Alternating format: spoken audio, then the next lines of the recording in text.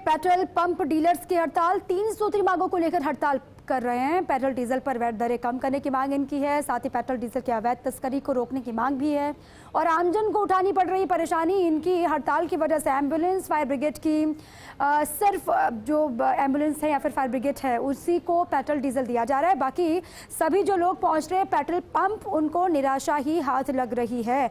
तमाम मांगे इनकी है। इनका कहना यह है कि जब तक मांगे मानी नहीं जाएंगी तब तक हड़ताल खत्म नहीं करेंगे। इसी पर बीकानेर से मेरे सहयोगी लक्ष्मण राघव जुड़ चुके हैं, सीधे उन्हीं के पास में चलती हूँ। लक्ष्मण, वहां पर क्या स्थिति है? क्योंकि पेट्रोल पंप संचालक तो बेहद आक्रामक दिखाई दे रहे हैं। वो कह रहे हैं कि लंबे वक्त से इनकी मांगे हैं, इन पर विचार तो हो नहीं रहा, तो फिर अब इसका खामियाजा आम लोगों को भुगतना पड़ेगा।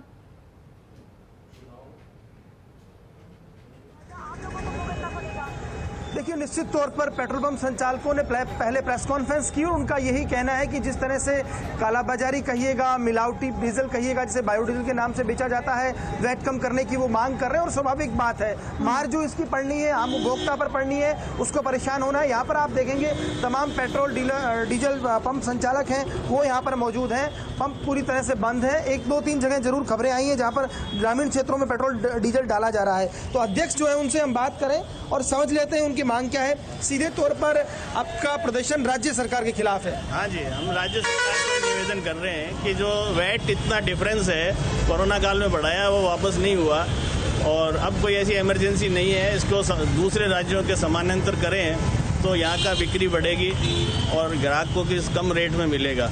और ये जो स्पूरियस डीजल बिक रहा है, जो paraffin, base oil, white oil, mineral oil, पता नहीं क्या क्या नाम से है, उसका संपूर्णतः बैन हो, जैसे कि गुजरात के अंदर किया है, वहाँ 1 लीटर भी नहीं बिक पा रहा। गुजरात मॉडल की मांग ये कर रहे हैं, लेकिन यहाँ पर कार्रवाई भी हुई है। अगर हम देखें पिछले दिनों ही स्टेट जीएसटी ने 100 से अधिक राजस्थान में कार्रवाइयाँ की हैं, तो क्या बातचीत के जरिए कोई हल निकलने की कितनी उम्मीद है? नहीं, जीएसटी अगर मान लो अगर हल निकल सकता है, अगर वेट कम कर दिया जाए ना, तो सभी ये वेट के कारण ही सारी समस्या का बीमारी है। अगर वेट के कारण 12 रुपए का डिफरेंस हो गया, 12 रुपए का डिफरेंस होने से पंजाब के कारण ये सब बीमारियां यहाँ हो रही है। यहाँ खुला मैदान मिल गया बायोडीजल बेचने के लिए, खुला मैदान मिल गया। तो कब तक ये जारी रहेगा? बातचीत के लिए कोई जिला कलेक्टर की तरफ से कोई न्योता है? सर, अभी एडीएम सिटी की तरफ से एक मैसेज आया है। अभी हमारे को 12:30 बजे मीटिंग के लिए बुलाया गया है।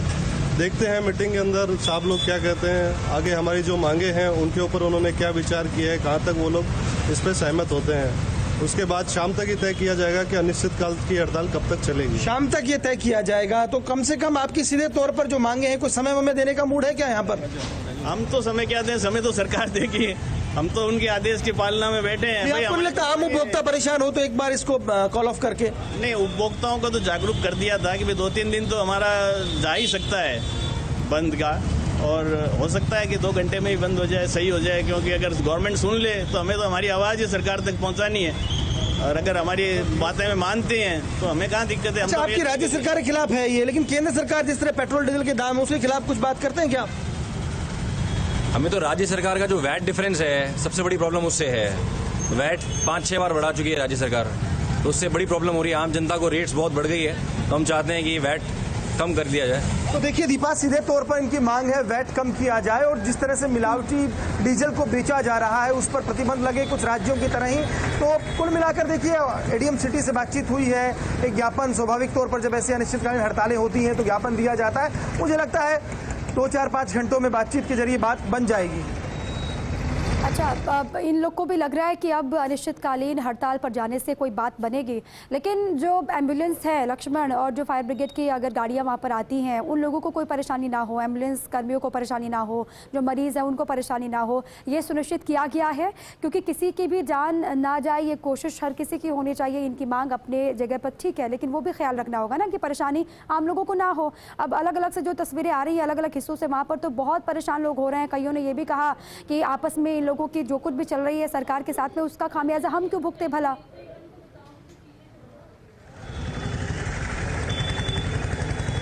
लेकिन इसी तौर पे सवाल ले लेते हैं, लेकिन यहाँ पर जब कल प्रेस कॉन्फ्रेंस की थी तो ये बात कह दी गई थी कि जो आपातकालीन चीजें हैं, एम्बुलेंस है, फायर ब्रिगेड, उनको ये डीजल मुहैया कराएंगे, पेट्रोल मुहैया कराएंगे। ये तो कल हो गया था, कोई दिक्कत तो नहीं आ रही कहीं? किसी दिक्कत नहीं है। जो भी आवश्यक सेवाएं हैं, फायर ब्रिगेड है, एम्बुलेंस है, उनको मानवता के नाते सब हमारी पूरे, अगर हम बात करें पूरे जिले में है आपका ये, क्यों पूरे जिले कितने से पेट्रोल पंप्स हैं जहाँ पर आप पूरी तरह से आप आज नहीं दे रहे हैं? 250 पंप है करीब। तो देखिए 250 के करीब पंप हैं जहां पर पूरी तरह से क्लोज्ड हैं, यूं कहिएगा, पेट्रोल डीजल नहीं दे रहे हैं। मांग जो बता चुके हैं, जो बातचीत हमारी इनसे हुई है, अध्यक्ष हैं पेट्रोलियम और डीजल एसोसिएशन के जो पेट्रोल पंप संचालकों की है उसके उन्होंने भी बताया है। तो कुल मिलाकर देखिए समस्या है, आम उपभोक्ता को दिक्कत होती है, उस बेचारे दिहाड़ी मजदूर को दिक्कत होती है जो अपनी बाइक में रोज पेट्रोल डलाकर जाता था। तो स्वाभाविक है कि जो गरीब आम आदमी है वो ऐसी हड़तालों से निश्चित तौर पर प्रभावित होता है। देखिए एक भाई है, ये देखिए अब इसमें गाड़ी में पेट्रोल खत्म हो गया तो अब ले जानी पड़ रही है। तो ऐसे लोगों जिनके पास वाकई जिनके लिए रोजी रोटी का जुगाड़ बड़ा मुश्किल से होता है, उसी के सारे वो काम करते हैं, तो स्वाभाविक तौर पर ये दिक्कतें आती हैं। बिल्कुल, जिसके पास कोई ऑप्शन है उसके बारे में भी सोचना होगा पेट्रोल पंप संचालकों को। लक्ष्मण, अभी तो इनको उम्मीद है कि सरकार इनकी बात आज सुनेगी, कम से कम अभी तक तो बात सुनी नहीं गई, लेकिन अब ये कह रहे हैं कि इनको भरोसा है कि शाम तक कोई बात इनकी सुनी जाएगी, इनकी मांगों पर विचार होगा। अगर मांगों पर अभी भी विचार नहीं होता, इनकी मांगें पूरी नहीं होती, तो फिर इनके पास आगे और क्या ऑप्शन है, ये क्या करेंगे आगे फिर?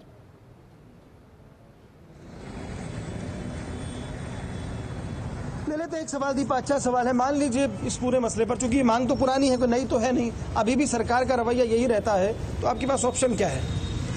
हमारे पास तो या तो मरो या करो, ये ऑप्शन है। हम सरकार के लिए, हमारे द्वार खुले हैं, सरकार हमारे वार्ता करे, हमारे को आश्वासन देवे, कोई मार्ग ऐसा दिखे कि भाई आइंदा इस तरह से कोई स्टेप्स होंगे जिससे कोई रिलीफ मिलेगा, आगे कोई कमेटी बनाई है वो उसने कुछ काम करना है, या जो भी है कुछ ऐसा लगे तो सही कि भाई कुछ कार्रवाई होगी, या ऐसा ही चलेगा तो फिर हम भी ऐसे ही रहेंगे, वो भी ऐसा ही रहेगा, और तो कोई इलाज नहीं। देखिए अध्यक्ष से इनका कहना है कि कुछ लगे तो सही, कहते हैं ना कि मतलब ये दिखना चाहिए कि कुछ हो रहा है। तो मुझे लगता है सरकार की तरफ से, लोकल एडमिनिस्ट्रेशन की तरफ से उन लोगों को उम्मीद है बातचीत हो ताकि बात आगे बढ़ सके, क्योंकि स्वाभाविक तौर पर निर्णय सरकार को करना है। और मुझे नहीं लगता, देखिए जहाँ तक मेरा व्यक्तिगत थोड़ी बहुत सोच समझ जो है इस पूरे मसले को लेकर, अभी सरकार बहुत जल्दी कुछ ऐसा स्टेप लेगी। तो ये जो मुद्दा है खासतौर पर जो मिलावटी डीजल की बात कर रहे हैं, जो केमिकल से बनाया जाता है, उसको लेकर जरूर सरकार कोई कदम उठा सकती है। और जैसा कि मैंने कहा कि राजस्थान में 100 जगह कार्रवाई अंजाम दी गई। प्रेस कॉन्फ्रेंस से एक दिन पहले जो शायद सरकार के जहन में था, बात समझ में आ रही थी, तो इन मुद्दों पर मुझे लगता है सरकार को सोचे। लेकिन वैट को लेकर अभी जो स्थितियां बन रही हैं, लेकिन एक चीज जरूर है, सोचना तो होगा ना, क्योंकि बढ़ती महंगाई से आम लोग भी बहुत परेशान हैं। जिस तरीके से इनकी मांगे हैं वाजिब है, पेट्रोल पंप संचालक लगातार गुस्से में है। सोचना तो होगा ना, सरकारों को सोचना तो होगा, वो भले ही राज्य की सरकार हो या फिर केंद्र की सरकार हो। हालांकि इनकी मांग अभी केंद्र की सरकार से है, लेकिन त्योहारी सीजन है, ऐसे में आम लोग भी बहुत परेशान है। पेट्रोल पंप संचालक भी कह रहे हैं कि कम से कम वैट में थोड़ी सी कमी हो जाएगी तो उनको भी राहत मिलेगी। अब कौन सोचेगा इनके बारे में, और इतना वक्त क्यों लग रहा है, क्यों इनको राहत नहीं दी जा रही? पहले कोविड से हर कोई प्रभावित रहा, परेशान रहा, फिर उम्मीद ये हुई कि थोड़ी सी महंगाई कम होगी, लेकिन वो राहत भी इनको मिलती हुई दिखाई नहीं दे रही। इनकी आज तो सरकारों से है, सोचना तो पड़ेगा।